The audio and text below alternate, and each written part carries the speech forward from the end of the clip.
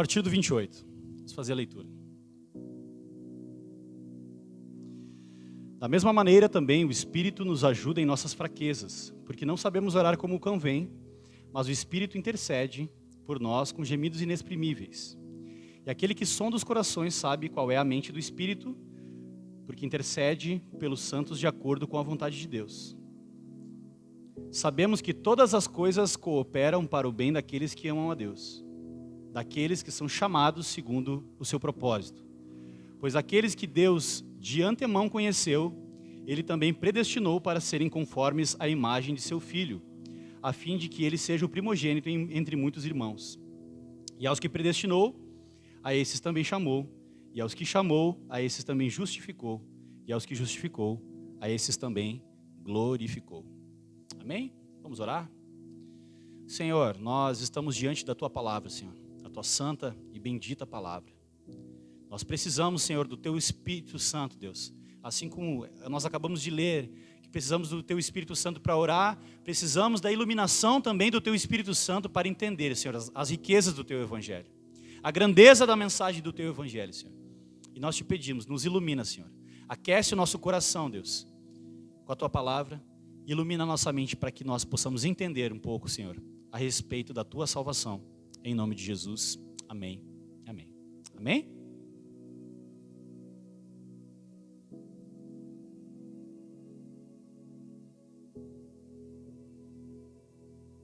Se alguém quiser me trazer uma aguinha, eu vou agradecer a full.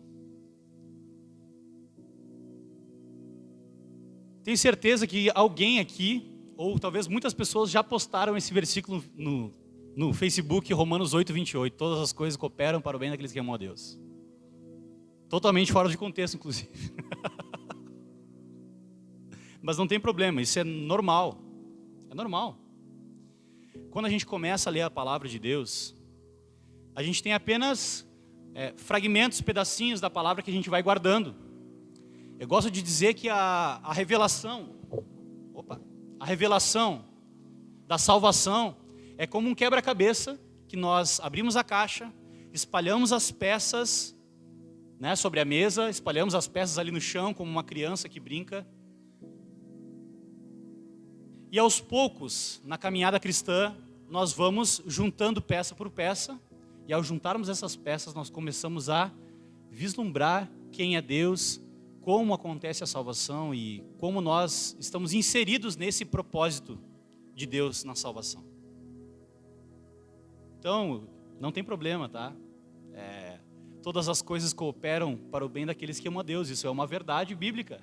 Precisa ser postado e precisa ser anunciado. Mas agora, o que isso quer dizer? O que é esse bem? Todas as coisas cooperam para o bem. Será que todas as coisas vão cooperar? Porque muitas pessoas, às vezes, numa má interpretação, acho que tem alguém chamando lá embaixo.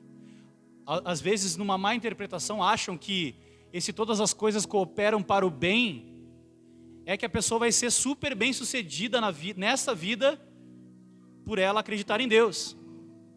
Mas não é isso que esse versículo está propondo.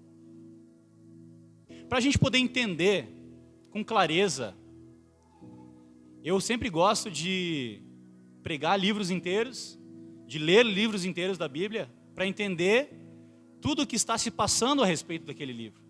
Porque essa verdade, tirada do seu contexto, pode servir para qualquer coisa, até para o engano de algumas pessoas, como um equívoco. Então eu queria só dar um pano de fundo do que é a carta aos Romanos, porque esse versículo está dentro da carta de Paulo aos Romanos, não é verdade? Romanos, acabamos de ler, muito obrigado. Romanos 8, 28. A semana passada nós falamos sobre a depravação total. Falamos sobre a depravação total. Sobre a incapacidade do homem de fazer o bem e de escolher a Deus. É sobre isso a depravação total. E quando a gente fala sobre doutrinas da graça, que é essa série que nós estamos pregando, elas são verdades indissociáveis. Uma depende da outra. Uma encaixa na outra, como essas peças do quebra-cabeça que eu acabei de dizer. Então, para a gente entender bem a graça de Deus, nós precisamos entender essas doutrinas e como elas se encaixam, elas ficam amarradas entre si.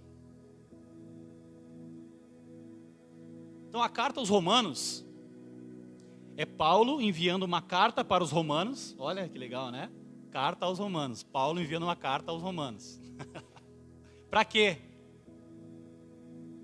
Para levantar recursos, para financiar a missão de Deus.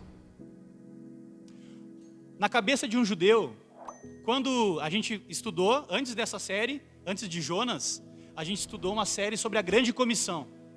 E a Grande Comissão fala que nós devemos pregar o Evangelho até os confins da terra, não é verdade? Ide por todo mundo, pregar o Evangelho, batizando em nome do Pai, do Filho e do Espírito Santo, ensinando todas as coisas que vos tenho ordenado. O que mais? Hã?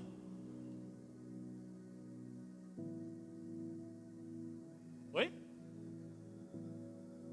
Não. Ah, viu? Mateus 28 e 20. Grande Comissão. E aí?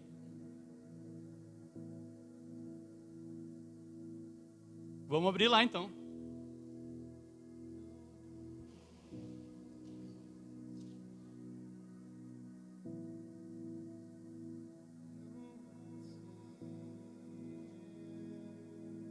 Toda autoridade me foi dada no céu e na terra.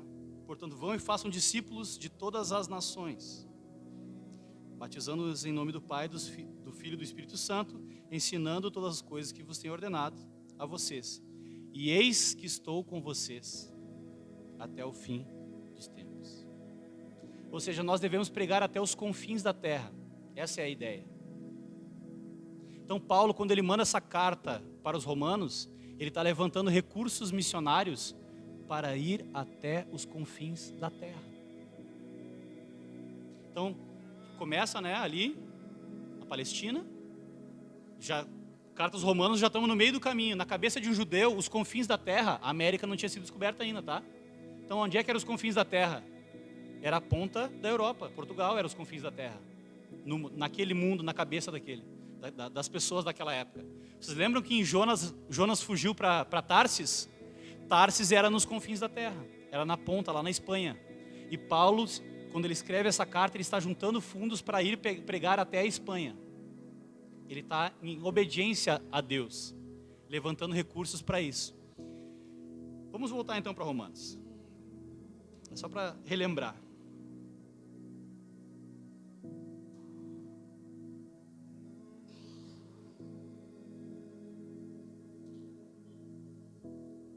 Então, qual é o bem daqueles que amam a Deus? Lembra que eu tinha perguntado sobre isso?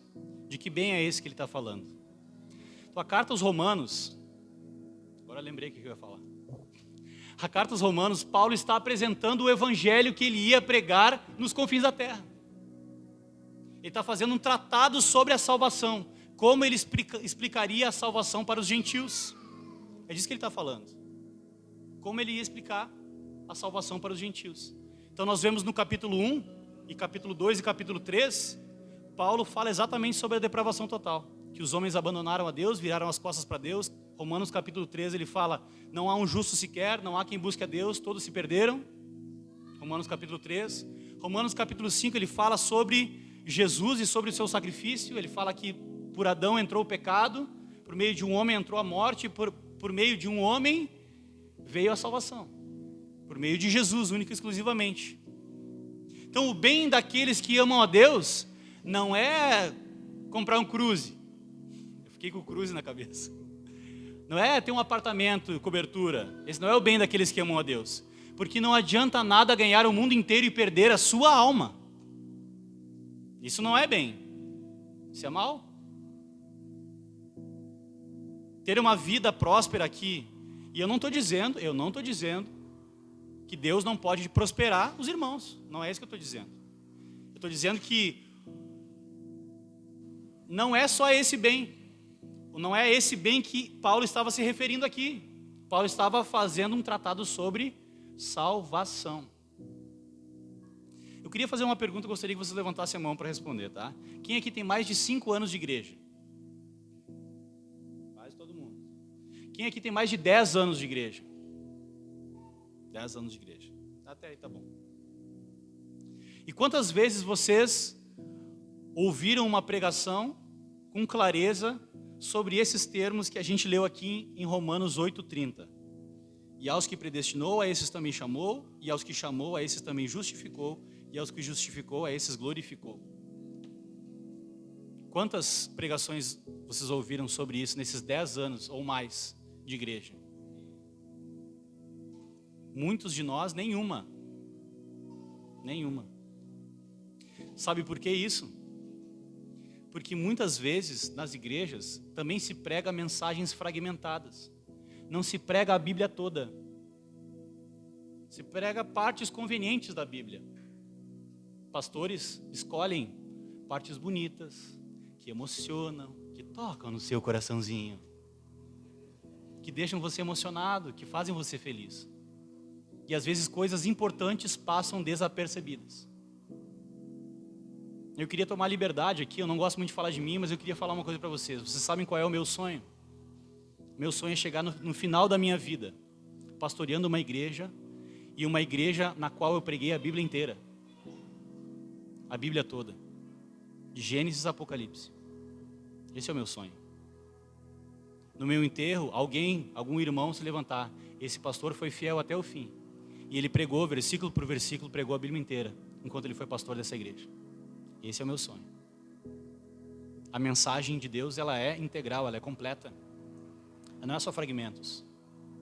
Então, tem muitas pessoas que têm dificuldade quando a gente fala sobre predestinação ou sobre eleição, por exemplo.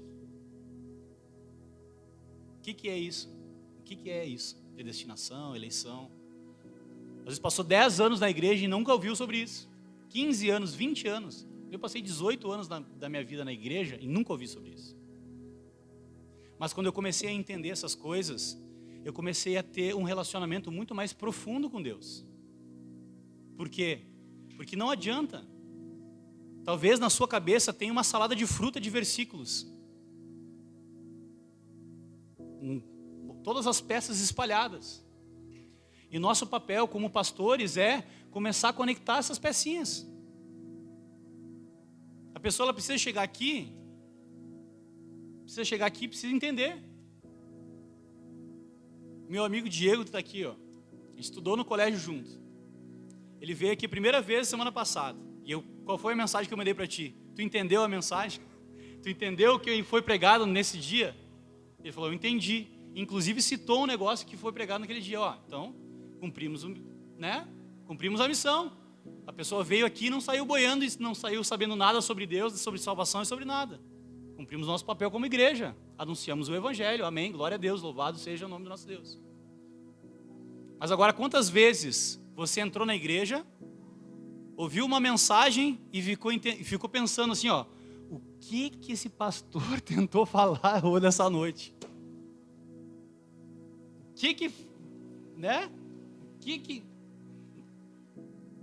Ai, me ajuda aí. É ou não é? Eu queria focar com vocês nesse versículo de Romanos 8:30.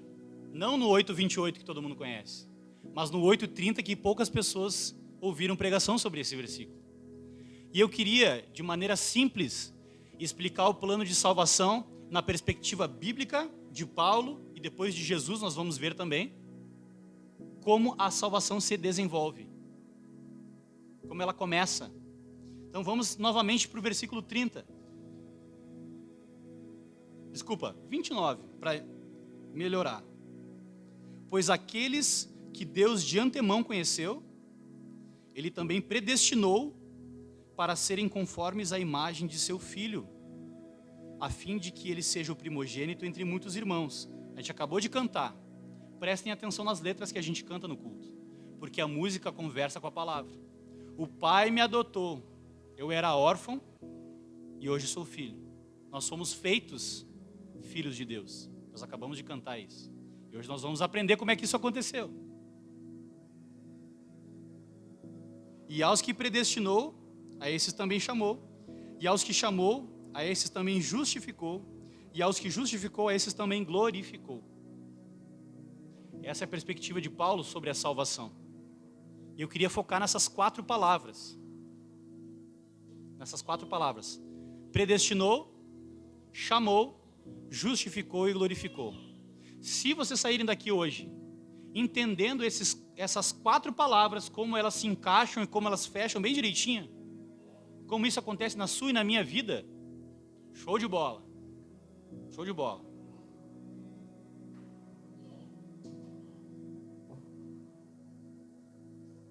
Nós cremos num Deus que é eterno. Deus é eterno. Vocês creem nisso? Que Deus é eterno? Outra coisa sobre Deus, Deus é infinito. E uma pessoa que é eterna e infinita, ela não cabe no espaço e no tempo. Porque ela é eterna e infinita. Ela não tem começo e não tem fim. Ela não está presa no tempo e no espaço. Ela não é finita, que nem nós. Correto? Entenderam? Vocês vão entender aonde eu quero chegar. Por que a salvação, ela não começa quando você levanta a mão e diz amém para uma oração. Ela não começa aí. A salvação começa no propósito de Deus na eternidade. Porque Deus é eterno. Deus sabia tudo o que ia acontecer. O salmo que foi lido aqui no início, vocês lembram que na liturgia tudo aqui conversa. Todos os meus dias estavam escritos no teu livro. Antes de eu nascer, antes de eu ser formado no ventre da minha mãe, todos os meus dias já estavam escritos no teu livro. Porque Deus é eterno. Deus é sabedoria, Ele sabe de todas as coisas, Ele é onisciente. Então Ele sabe de tudo. Sabe de tudo. E aqui, então, existem uma grande divergência sobre o que é essa predestinação, ou como isso acontece. Eu sei que esse é um tema bem espinhoso, bem complicado, e a gente não vai esgotar esse tema nessa noite. Quando eu conheci essa doutrina, eu passei 8 meses estudando, lendo a Bíblia, lendo livros para complementar, para me ajudar no entendimento. Então, eu só quero aqui dar um start, juntar algumas peças que você não conhecia desse quebra-cabeça para que você possa entender com clareza como acontece a salvação. Eu fiz aqui algumas entrevistas de membros e a pergunta que eu fiz é o que é o Evangelho. Perguntei para várias pessoas o que era o Evangelho. Algumas articulavam melhor, outras não com tanta clareza. Então, se às vezes a gente tem, não estou falando isso para vergonha, tá? O meu papel aqui é ensinar. E isso eu uso para detectar, para que eu possa ensinar melhor o Evangelho. Para que a gente possa viver com clareza o Evangelho. Então não tem problema. Eu sou um pastor que a gente está aqui disposto a receber pessoas que não sabem nada do Evangelho. E nosso papel é ensinar o Evangelho. Agora, convenhamos que é incompetência das igrejas que vocês passaram antes não terem ensinado com clareza o Evangelho até aqui. Você há de convir comigo. Não é verdade? Então daqui para frente, vamos aprender o Evangelho. Amém? Vamos aprender o Evangelho. Então, essa doutrina da predestinação, ela é amplamente discutida há mais de 500 anos. Há mais de 500 anos é discutido sobre isso. E existem opiniões divergentes, mesmo no meio cristão, divergentes a respeito dessa doutrina. E quando eu falo de eleição incondicional, essa doutrina foi definida em 1619, no Sínodo de Dort, lá na Holanda. O que aconteceu? A igreja cria em algumas coisas e alguns teólogos começaram a discordar daquilo que a igreja ensinava. E aí então eles reuniram os estudiosos da Bíblia da época para debater sobre esse assunto, para entender melhor esse assunto e dar uma resposta a essas dúvidas que as pessoas tinham, que esses teólogos estavam levantando. E lá no Sínodo de Dort, então durante 1 ano, imagina, durante 1 ano os caras discutiram essas doutrinas. Mas a eleição é incondicional ou é condicional? E esse é o ponto. E eu vou aqui defender a eleição incondicional porque é o que eu enxergo na Bíblia. Não só eu, mas os grandes evangelistas, os grandes teólogos, ao longo de toda a história, muitas e muitas pessoas defenderam essa doutrina como sendo a doutrina bíblica da salvação. E eu, ao lado desses, também concordo com todos esses e com a palavra de Deus e com Paulo e com Jesus, e é o que nós vamos ver hoje. Então a predestinação, ou seja, o que é predestinar? É um destino pré-determinado. Que destino da gente está falando? Qual é o destino da salvação? Céu e inferno.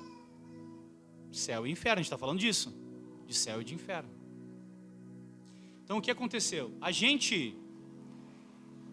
Olha como as peças se encaixam. A gente falou de depravação total na semana passada. Que o homem está caído em pecado, ele tem uma tendência natural a não escolher Deus, a escolher o pecado, a viver no pecado. E ele só pode se voltar para Deus se houver um toque do Espírito Santo, uma ação do Espírito Santo, um agir do Espírito Santo indo na direção desse pecador e regenerando o coração dele. Então, a pergunta que fica é: quem escolhe quem? Somos nós que escolhemos a Deus? Ou é Deus que nos escolhe? A pergunta que fica é essa. E a predestinação e a eleição condicional afirma que Deus é que escolhe os homens. Vocês lembram em Jonas? Se vocês abrirem em Jonas, no capítulo 2, versículo 9, vai dizer... E no dia que eu preguei Jonas capítulo 2, eu frisei várias vezes e fiz os irmãos repetirem isso. E agora eu estou pegando vocês. Em Jonas 2, versículo 9, diz: a Deus pertence a salvação. A Deus pertence a salvação. A Deus pertence a salvação. É Ele quem concede salvação. E aqui fica então essa diferença. Será que Deus nos escolhe baseado em algo que a gente faz? Ou Deus escolhe baseado em si mesmo e na sua vontade? Será que Deus viu boas obras em nós e resolveu nos predestinar? Não, eu vi, esse cara aí ele não é tão depravado assim. Ele é só mais ou menos depravado, 99%, né? Que nem diz o Wesley Safadão, como é que é? 99% anjo, mas aquele 1% é vagabundo. Não, nosso é o contrário, 99% vagabundo e 1% anjo. Será que esse 1% é suficiente para a salvação? Não, não é.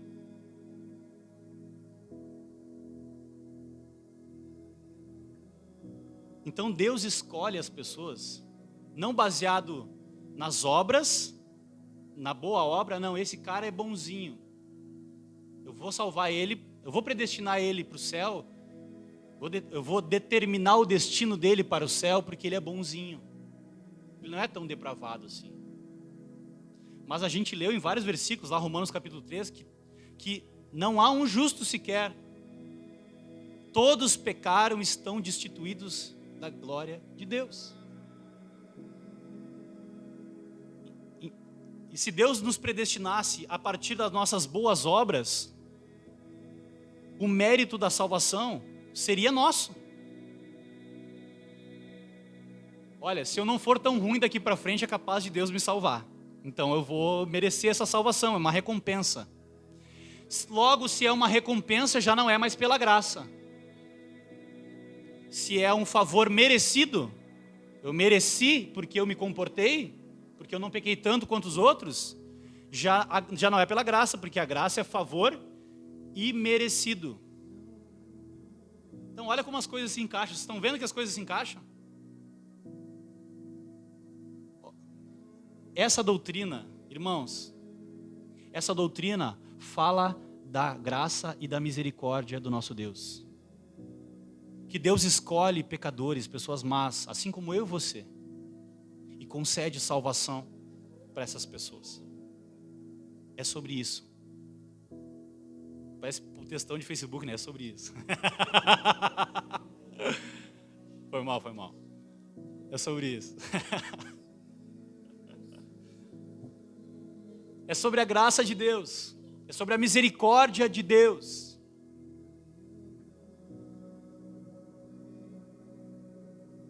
Deus então nos predestinou em amor. Eu queria que vocês abrissem comigo em Efésios no capítulo 1. Agora a gente vai ver outros textos que endossam essa, porque eu posso estar errado. Se só um texto fala sobre esse assunto, eu preciso de outros textos que são mais claros para jogar luz nesse texto, para que eu possa ter clareza daquilo que a Bíblia está falando sobre esse assunto. Então vamos para Efésios no capítulo 1.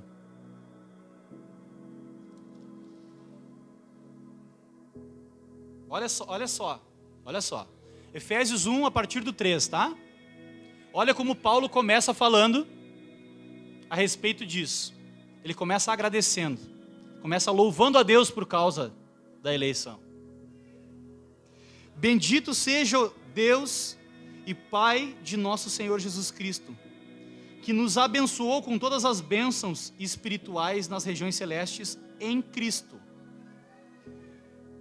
Antes da fundação do mundo, Deus nos escolheu nele, para sermos santos e irrepreensíveis diante dele.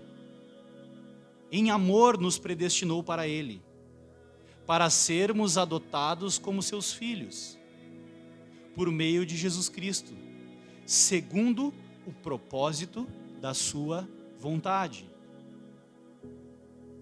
para louvor da glória de sua graça, que ele nos concedeu gratuitamente no amado.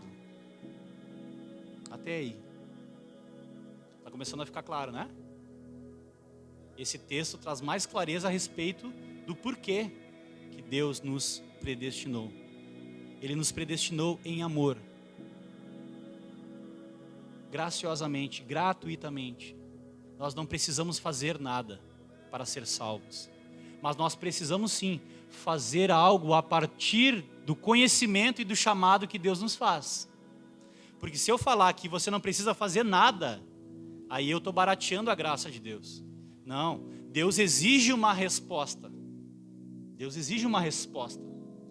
Deus nos dá gratuitamente o amado.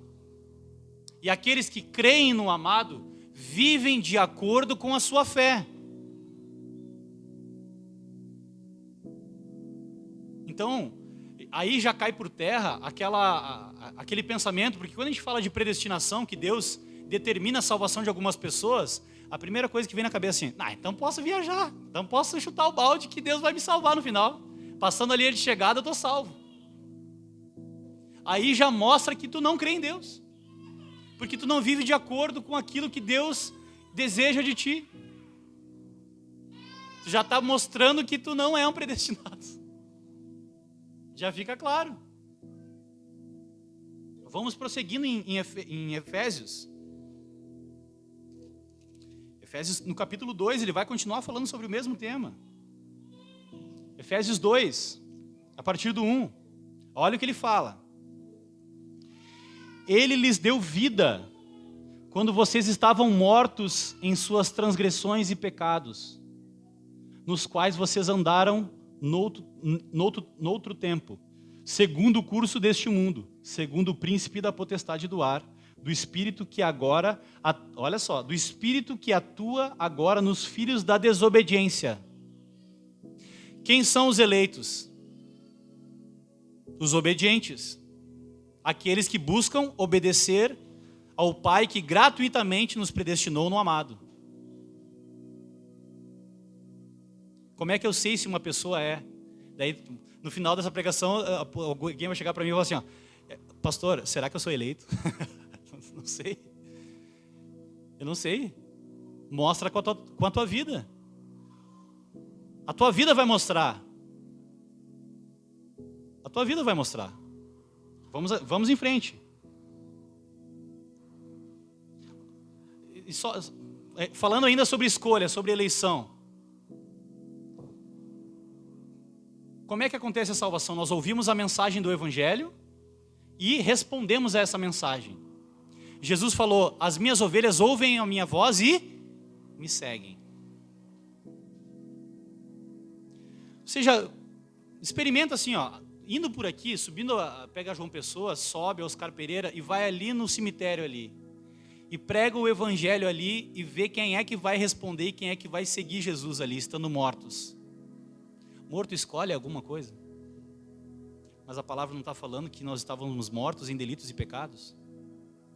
Então como é que nós íamos escolher a Deus se nós estamos mortos em delitos e pecados?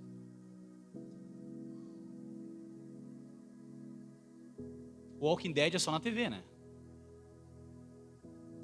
A não ser que a gente acredite, né? No apocalipse zumbi e tal, e aí morto vai aceitar Jesus. Eu acho que até o morto do Walking Dead, ele não tem consciência de aceitar Cristo como Salvador, entendeu? É ou não é verdade? Ele só... Vou aprofundar esse conceito, vou até usar isso como uma ilustração. Nem o morto do Walking Dead não consegue escolher a Deus. Porque ele só consegue ser levado pelo instinto de se alimentar, né? Quem conhece um pouco de zumbi assim, né? Zumbi ele só age no instinto de se alimentar, de se satisfazer. Ele não tem consciência. Então, quem não tem Cristo é zumbi espiritual. Anota essa aí. Quem não tem Jesus é um zumbi espiritual. É isso aí. Mortos em delitos e pecados. Então, morto não escolhe. Então, por isso que a eleição precisa partir de Deus. A salvação precisa partir de Deus. Deus se moveu para salvar o homem porque sabia que o homem não conseguiria se salvar sozinho, porque o homem está morto em delitos e pecados. Por isso que Cristo deu a vida dele para nos vivificar. Cristo deu a vida dele para nos vivificar, para que aí sim a gente possa responder ao chamado de Deus, atender ao chamado de Deus e caminhar na direção de Deus, ouvir a voz de Deus. Ouvir a voz de Deus e seguir a Jesus, ouvir a voz de Jesus e seguir, é obedecer aos mandamentos, obedecer à lei de Deus, obedecer à palavra de Deus. É isso que significa: as minhas ovelhas ouvem a minha voz e me seguem. É quando a gente ouve a palavra e atende ao chamado. Quando a gente ouve a palavra e há alguma disposição no nosso coração de obedecer a Deus.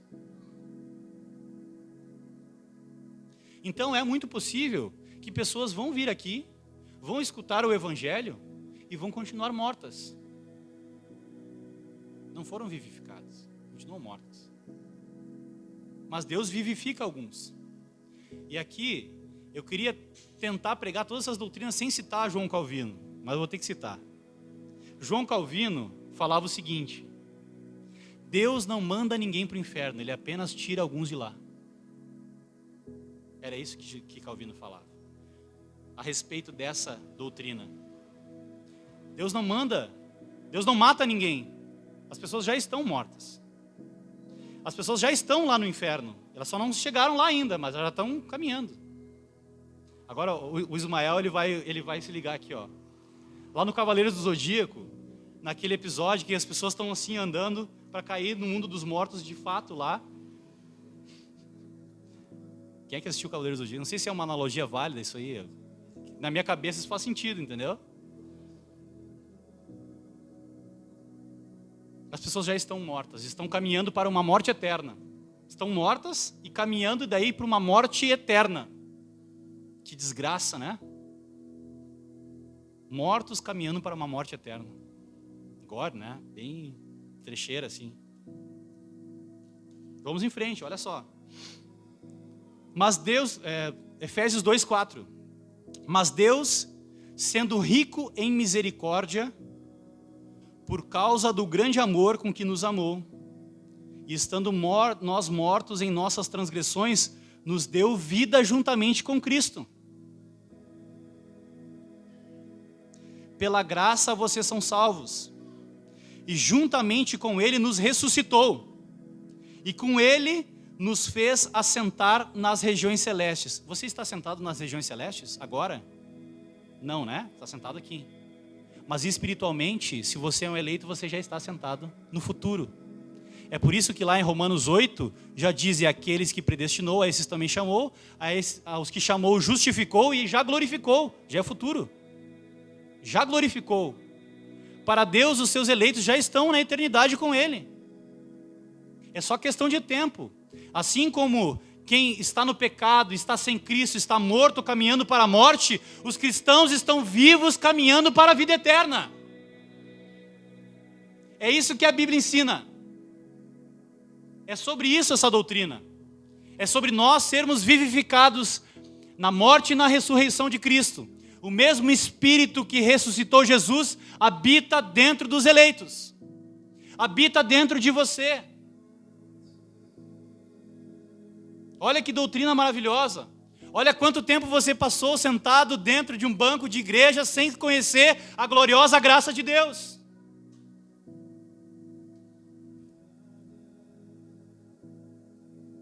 Por isso que eu fiquei doido quando eu descobri isso aqui. Porque é maravilhoso. O nosso Deus é maravilhoso, mesmo eu sendo um miserável pecador. O nosso Deus é maravilhoso. É por isso que a vida de quem é eleito, a vida de quem é escolhido por Deus, quem atende o chamado de Deus, é transformada. Por isso que o maior testemunho da igreja é a transformação na vida das pessoas. Por que testemunhos de transformação tocam tanto na vida de outras pessoas? Porque mostra que há uma esperança eterna, que há um Deus no céu, que vivifica mortos, pessoas que estão mortas, que dá vida, e vida com abundância para pessoas que estavam mortas. É isso que está acontecendo na tua vida, Lucas. Quando tu ouviu o Evangelho, tu creu no Evangelho, Deus está te dando vida. A tua vida vai ser diferente daqui para frente. E para muitos outros que estão chegando aqui na igreja. É através do Evangelho que Deus vivifica aqueles que estão mortos. Versículo 6. E juntamente com ele nos ressuscitou, e com ele nos fez assentar nas regiões celestes em Cristo Jesus.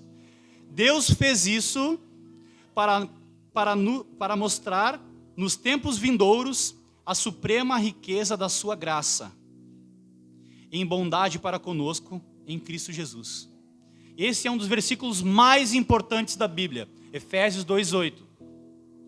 Anote na sua Bíblia, circula, cola um post-it, pinta a Bíblia inteira em volta desse versículo, que é muito importante. Porque pela graça vocês são salvos, mediante a fé. E isso não vem de vós. Lembram de Jonas? A salvação pertence ao Senhor. Isso não vem de vós. A salvação pertence ao Senhor. Isso não vem de vós. É dom de Deus. É presente de Deus. Não de obras, para que ninguém se glorie. Pois somos feitura dele, criados em Cristo, para as boas obras. Ou seja, nós somos eleitos para as boas obras, e não somos eleitos por causa das boas obras. As boas obras são o resultado da eleição, e não a causa da eleição, como diria Hernandes Dias Lopes.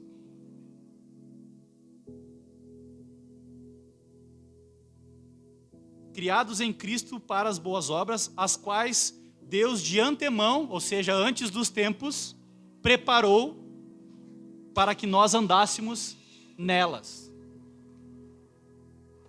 Quem são os eleitos?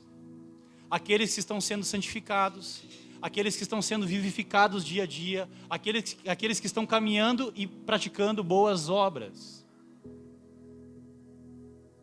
Aí eu pergunto para vocês, tem como algum eleito viver uma vida devassa diante desses versículos aqui? É possível um eleito de Deus viver como se Deus não existisse, chutando balde e pecando deliberadamente, sem levar em consideração essa mensagem? Não é possível. As boas obras, a transformação de vida, a vida na vida, a vida de Cristo em nós, mostra que nós somos eleitos. É isso que a Bíblia diz.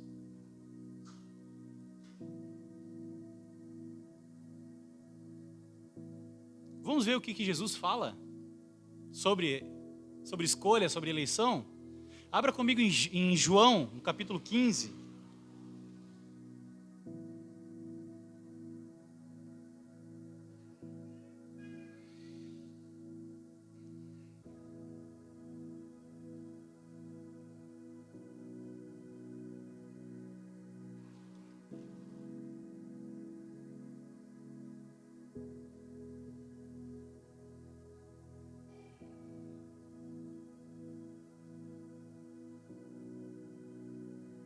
João 15, no versículo 16, diz o seguinte, isso é Jesus falando, não é a minha opinião e não é a opinião de Calvino, tá? Quer dizer, é a nossa opinião, mas é dito pela boca de Jesus. Não foram vocês que me escolheram, pelo contrário, eu os escolhi e os designei para que vão e deem fruto, e o fruto de vocês permaneça. Até aí.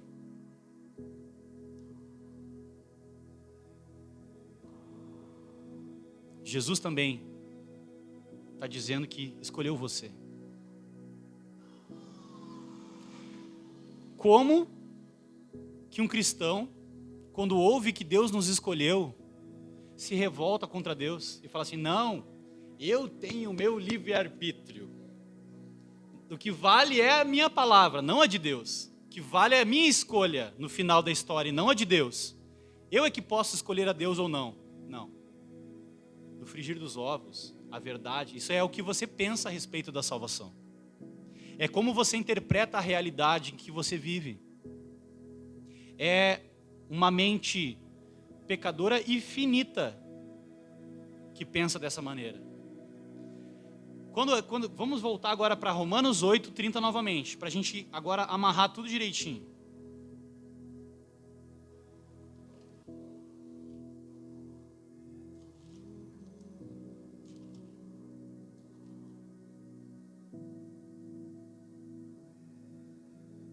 Então Deus nos escolheu, nos elegeu, nos predestinou antes da fundação do mundo.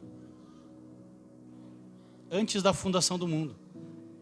Lá em Apocalipse, fala que Jesus foi morto antes da fundação do mundo. Que o nosso livro estava escrito no livro da vida antes da fundação do mundo.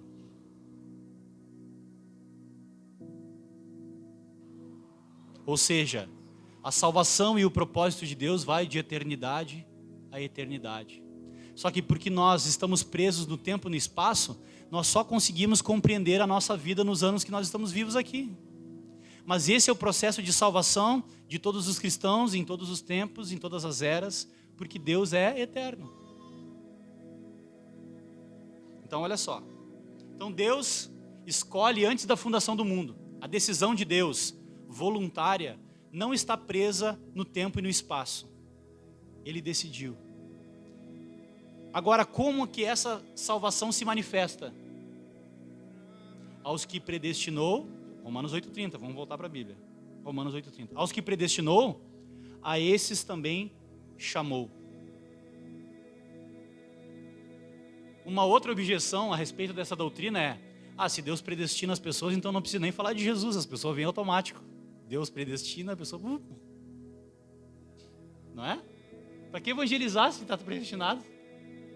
Perder meu tempo?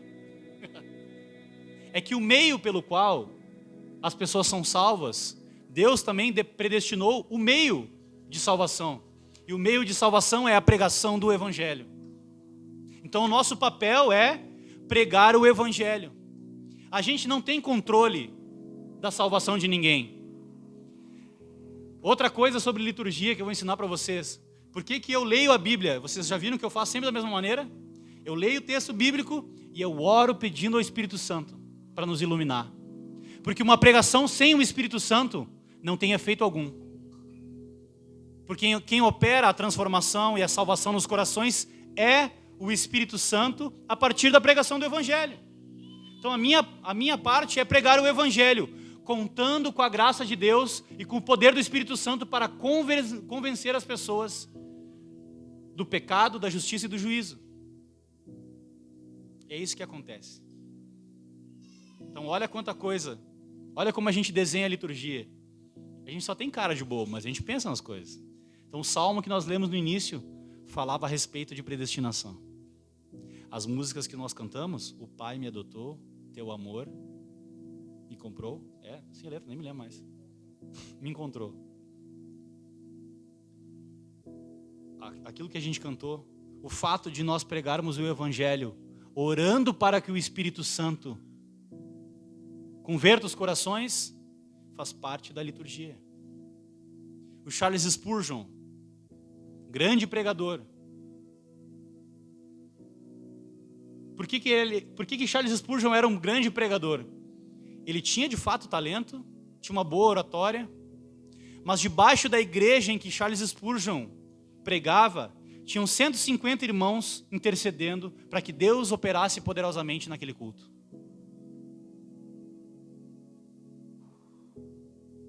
Os púlpitos naquela época das igrejas antigas eram muito altos, eram vários degraus, eu nem sei se eram 17, 18, 20 degraus. E Charles Spurgeon, quando pegava a sua Bíblia para subir para o púlpito, sabe o que ele dizia? Eu creio no Espírito Santo. Eu creio, a cada passo que ele dava ele dizia, eu creio no Espírito Santo. Eu creio no poder do Espírito Santo. Se o Espírito Santo não estiver comigo, de nada, vai ser só um discurso vazio.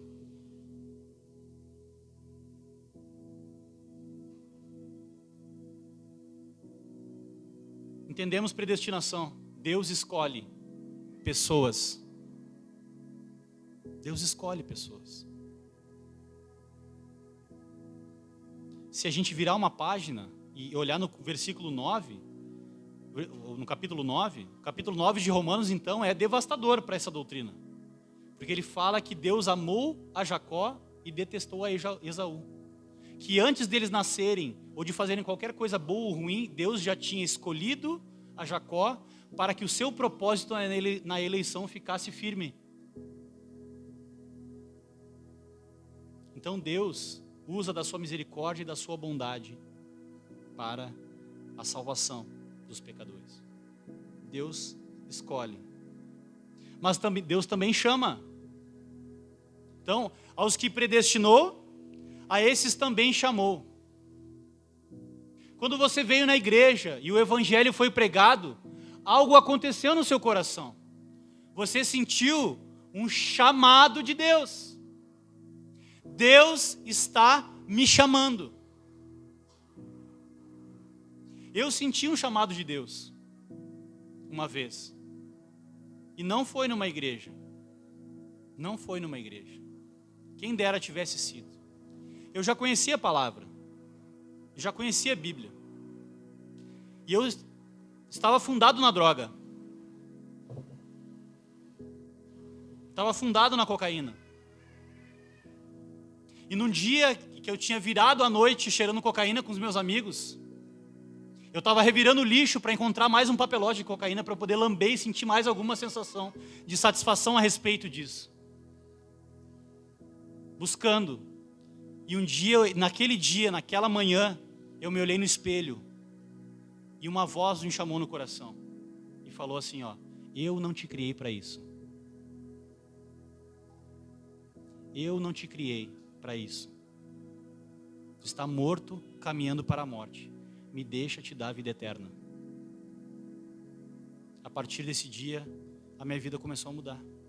E não foi um processo assim, agora eu virei um anjo, não. Muitas recaídas, muitos tropeços, muito choro, muita dor, muita abdicação. Mas Deus foi poderoso. Deus é poderoso para operar a salvação. Na minha e na vida de qualquer um aqui. Eu não sei qual é a situação que você chegou aqui hoje. Talvez você chegou aqui pensando que a sua situação é grave demais para Deus reverter. Mas eu te digo, não é. Porque a Deus pertence a salvação. E Ele é poderoso para fazer infinitamente mais do que nós pedimos ou pensamos.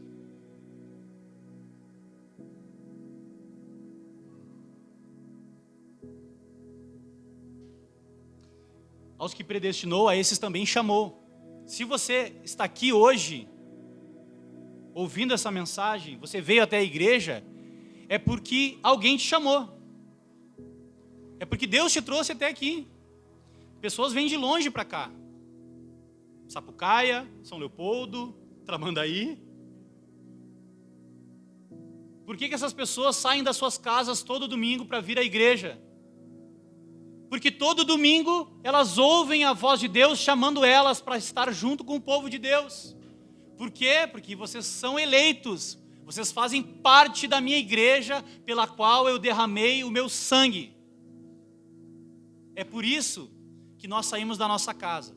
Nos encontramos com aqueles que são irmãos para cultuar e agradecer e louvar a Deus pela sua graça e pela sua misericórdia. É isso que nós fazemos todo domingo. Aos que predestinou, a esses também chamou. Aos que chamou, a esses justificou.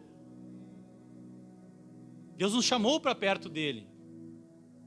Mas algo precisava acontecer para que a gente pudesse ter uma comunhão com Deus.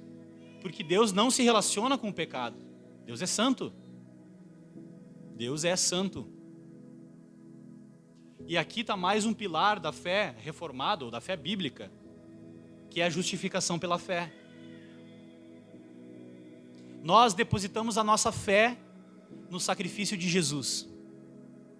Sabe o que acontece? Eu perguntei para algumas pessoas a respeito do Evangelho. Sabe o que aconteceu lá na cruz? Gravem aí, bota o gravadorzinho, celular, escreve aí. Olha o que aconteceu na cruz. Aquela cruz em que Cristo foi pregado era para nós. Era para mim e era para você. Mas Cristo tomou o nosso lugar e sofreu a condenação do meu e do seu pecado. Então Cristo tomou os nossos pecados e nos emprestou da sua justiça. E o julgamento de Deus, sabe aquele julgamento final que todo mundo tem medo? Que vai aparecer os pecados de todo mundo no telão? Não, isso aí é mentira. Isso é mentira. Não tem na Bíblia, pelo menos. Mas não sei, né? Vai que tem uma pegadinha ali do João Kleber. Aquele julgamento final, Deus já julgou as nossas obras. E Cristo foi condenado no nosso lugar. E se nós depositamos a nossa fé em Jesus, nós não precisamos mais passar por esse julgamento, porque já foi transitado e julgado, Rodrigo.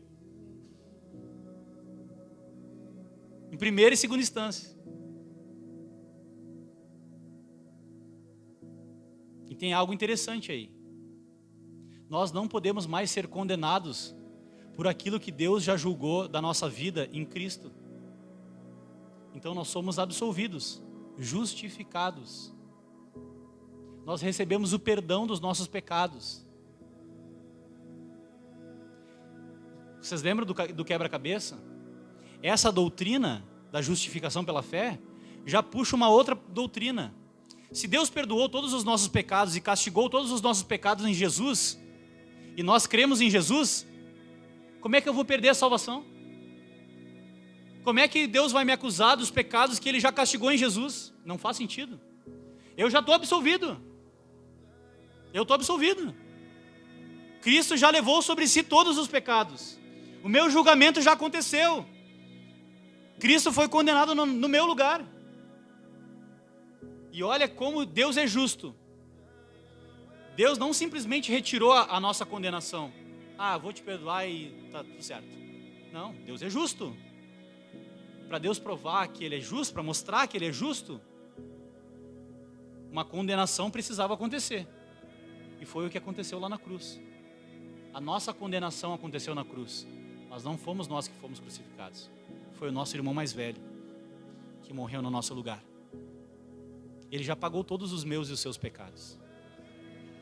Todos os meus e os seus pecados. Então uma das bênçãos de crer nessa doutrina é a paz que nós temos com Deus. Deus não olha mais para nós com um olhar de julgamento, porque nós já fomos julgados, nós já cremos em Jesus. Quando Deus olha para nós, Ele vê o próprio Filho crucificado pelos nossos pecados, por amor a nós. É isso que Ele vê. Quando Ele olha para você, ele vê Cristo crucificado. Ele vê a justiça feita. Os pecados expiados, os pecados condenados na pessoa de Jesus. O Santo Cordeiro de Deus se fez maldito no nosso lugar, é o que a Bíblia diz. Só que ele fez isso de uma vez por todas. Então por isso que a justificação é uma obra completa. Ah não, eu creio em Jesus e aí Jesus mais ou menos me justificou e aí depende de como eu me comporto ao longo da minha vida se eu vou ser salvo ou não. Não. Por isso que a salvação é pela fé. E pela fé somente. Somente pela fé em Jesus. Eu deposito toda a minha esperança em Jesus. Eu não posso fazer nada para me salvar. Eu não tenho como fazer nada para me salvar. A única coisa que eu posso fazer para ser salvo é aceitar a graça de Deus manifesta na cruz de Cristo, pela minha e pela sua vida. Essa é a única coisa que nós podemos fazer para ser salvos. Depositar a nossa fé em Jesus. Então nós não somos salvos pelos nossos méritos, não somos salvos pelas nossas boas obras, não somos salvos por causa da nossa santidade, mas por causa da nossa salvação é que nós somos santificados, somos levados a praticar as boas obras que Deus preparou para nós. É o contrário. E por isso, e no final, se você crê que Deus te escolheu, que Deus te chamou, que Deus te justificou lá na cruz, você pode gozar da alegria da salvação. Você pode ir para casa com a certeza da salvação. A melhor coisa que o Evangelho propõe é que agora nós podemos viver uma vida feliz em meio às tribulações da vida. Porque a minha alegria não está no carro que eu quero comprar, na casa que eu quero comprar, naquilo que eu posso fazer. A minha alegria está porque graciosamente eu recebi a salvação das mãos de Jesus.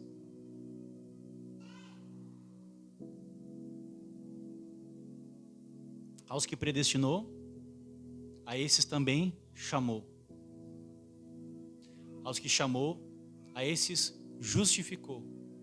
E aos que justificou, a esses glorificou. Então no meio pentecostal, provavelmente você já fez essa oração. Senhor Jesus, eu te entrego a minha vida, escreve o meu nome no livro da vida. Ué, mas já estava escrito.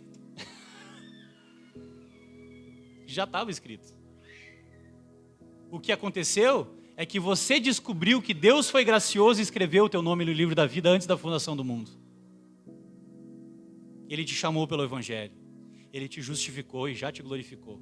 E você pode desfrutar da graça de Deus, dia após dia.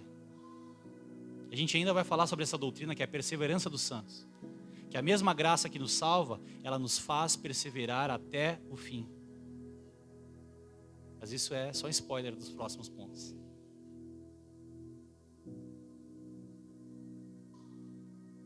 Mas talvez você está me ouvindo aqui hoje, você ainda não tinha entendido tudo isso. Só um parêntese rápido. Às vezes nos explicaram errado a salvação. Essa semana eu vi aquele podcast chamado Flow, e o Cabo Daciolo estava lá, né? O Cabo Daciolo foi no Flow, e ele fez um apelo para os caras do Flow, e fez os caras do Flow fazerem oração, né? Ele pegou a mão dos caras e falou assim, ó, faz a oração aí, e agora vocês estão salvos. Será mesmo? Será que é assim que acontece? Pode ser que sim, pode ser que não. Mas não é isso que determina a salvação deles. Não é assim que Deus age, que Deus determina a salvação. A salvação é se de fato eles passarem a crer e aceitarem então o desafio de viver como peregrinos e forasteiros nessa terra. O desafio de ser cristão.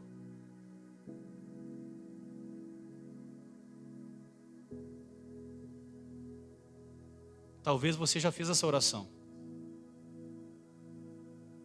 do pecador, de escrever o nome no livro da vida. A minha oração é para que de fato o seu nome esteja escrito no livro da vida. Mas talvez você ainda não tinha entendido como Deus é gracioso. como Deus é gracioso. Que Ele te escolheu, te chamou, te justificou e já te glorificou. E para encerrar essa pregação, eu queria propor uma história. Uma história. Eu sou apaixonado pelos meus filhos. Apaixonado pelos meus filhos. Imagina eu como pai, vindo com meus 2 filhos, com a Nina e com o Noah. E eu chego numa encruzilhada da vida, onde uma estrada leva para morte eterna, para condenação eterna, e outra estrada leva para a vida eterna.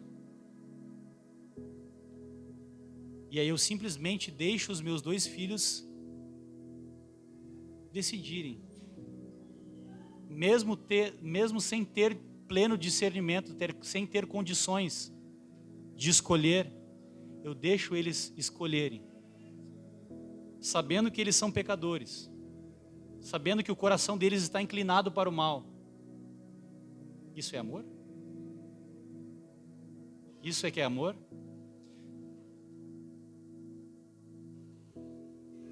Se de fato essa história acontecesse, o que eu, como um pai amoroso, eu faria? Eu pegaria os meus 2 filhos no colo e escolheria por eles o caminho da salvação. Escolheria por eles o caminho da salvação, porque eles não têm condições de escolher. Irmãos, é isso que a gente faz com os nossos filhos. É isso que a gente faz quando a gente traz os nossos filhos na igreja. A gente está escolhendo por eles o caminho da salvação. Não tenha vergonha de escolher o caminho da salvação para os seus filhos. Não tenha vergonha de escolher o caminho da salvação para os seus filhos. Não deixe o mundo te dizer: ah, não, tu é muito opressor, vai ficar escolhendo agora a religião do teu filho. Vou. Porque eu creio que só existe um caminho. A gente cantou aqui hoje também, né? O caminho, a verdade e a vida é Jesus. Então, enquanto eu for pai do meu filho, a vida toda, eu vou sempre apontar e vou sempre trazer eles para perto de Deus e vou sempre carregar eles pelo caminho da salvação. Se nós que somos pecadores, somos capazes de fazer isso com os nossos filhos, imagina Deus, que é um pai amoroso, não faria isso também com a gente?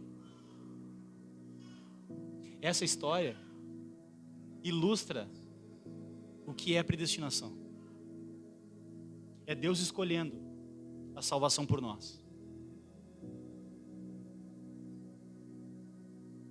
A Deus pertence a salvação. Então que você possa sair daqui hoje feliz, porque Deus te escolheu, te chamou, te justificou e te glorificou. Isso não sou eu que estou afirmando da minha cabeça. Isso a gente acabou de ler em Romanos 8:30. Esse é o processo passo a passo da salvação. Vamos orar?